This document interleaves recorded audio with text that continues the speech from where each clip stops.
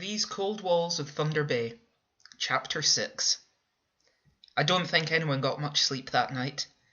I could only have got about 2 hours at the max.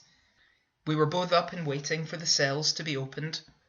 That's when we heard the familiar sound of Dolan's shoes on the floor.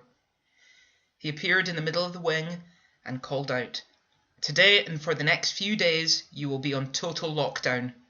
Meals will all be served in your cells, and all work and recreational time is cancelled until further notice. Thank you." He walked off. If we all weren't locked up, there would have been a riot. Prisoners were throwing things out of their cells. They were crashing down on top of Dolan, who made a quick exit. "I wonder what happened to Yorkie," I asked. Stanley just shrugged his shoulders. "If we are all in lockdown, it can't be good," he said. We sat for what seemed like hours in silence. I could only keep looking over at Carter's cell. They had removed him, but they hadn't cleaned it up.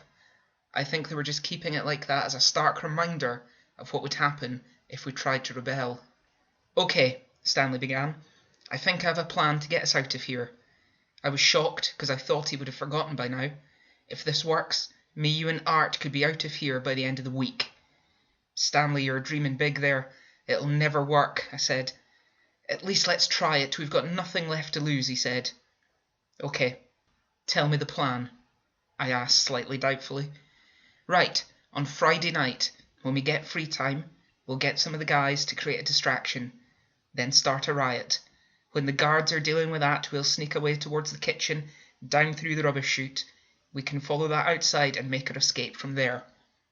I just listened in disbelief. "And how are we going to actually get off the island?" I asked.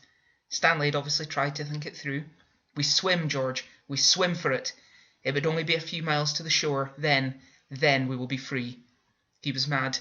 It would never work, but I could see the hope and freedom in his eyes. "Okay, let's go for it. But if we see one of the rowing boats down by the shore, we should take it. We could die out there in the sea." Okay. We just need to put a few things in place first," he said, "to throw the guards off, to give us some time. And we'll have to make it look like we're in our cells and we're sleeping." Stanley looked around. "Maybe we could chuck some pillows under the covers, something like that. What do you think?" I just went along with it. Yes, definitely. Art can get us some extra ones sent in." Stanley nodded. Oh, I know this was such a bad idea. But he was right. There wasn't any hope left for us here. I wanted to point out that if it was as easy as jumping down a rubbish chute, then everyone would have done it. But I didn't. I left him to dream. He was convinced he was getting home to Alice, and by the signs of it, it was going to be at the end of the week. A few days had passed, and it was becoming business as usual at the prison. We were allowed to go back to work, and we got our free time back. That was one part of the plan in place, anyway. On the Monday morning, we were all having breakfast when Dolan came in to break the news to us. "Listen up," he shouted. "I'm sorry to report that Officer Yorkie died over the weekend." The prison erupted into cheers and applause. "Shut it," he shouted. "We are lucky that we have a replacement on standby, and he is with us today. Welcome Officer Ellis to Thunder Bay." Once again the entire place began to shout and boo at this new officer. "Oh shit," Art whispered. "What?" I asked. "That's Evil Ellis," he replied. "He used to be a guard here, but he was so bad the old governor got rid of him." "Bad?" I asked. "Bad. He would make Yorkie look like Father Bloody Christmas." I really didn't like the sound of that. We went back to having our breakfast, but I could see Ellis walking around, back and forth up the lanes between the tables. He was watching us all, taking us all in. "Morning, boys," he said to us as he passed. None of us replied. "Good morning, boys," he said again. Once again, none of us took him on. It wasn't normal for the guards to talk to prisoners, or for us to talk back. "I'll try again. Good morning, boys." When no one replied this time, he grabbed Art and slammed his head on the table. "Are you all deaf or something?" I said, "Good morning, boys." We all quickly complied. "Good morning, sir," we said together as if we were back at school and the headmaster had just walked by. "Now that's better. I expect a greeting like that every day when I'm here. Is that too much to ask?"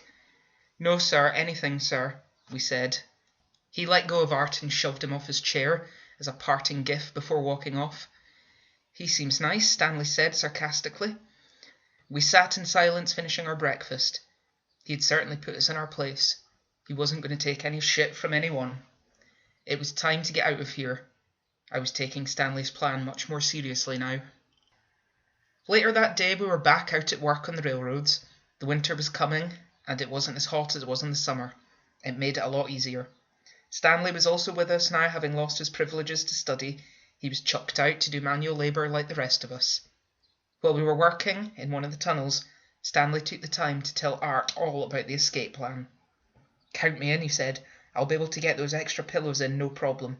We can just say that we're having problems with our back and that we need them." He had thought of everything. He knew exactly how to kick-start the riot to get us out. "Some of the guys will do that, of course. We won't say what it's for, but I know the people to go to." It sounded like we were ready to get the plan in action. "We just need a proper time to do it," Art said. "It'll take a week or two to get the extra pillows. I think we should try and source some extra clothing. It'll be cold in that sea." "You're right," Stanley said.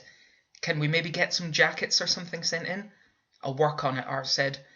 "We also don't want to do it if it's an evening where the sea's stormy. We'll have no chance. We'll just have to get everything in place, and when the time is right, we will go for it."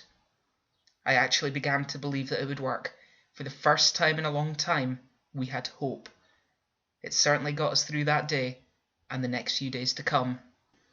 It was clear that we would have our work cut out, and I don't think any of us actually put any thought into what we would do when we actually got out, and if we managed to cross the sea.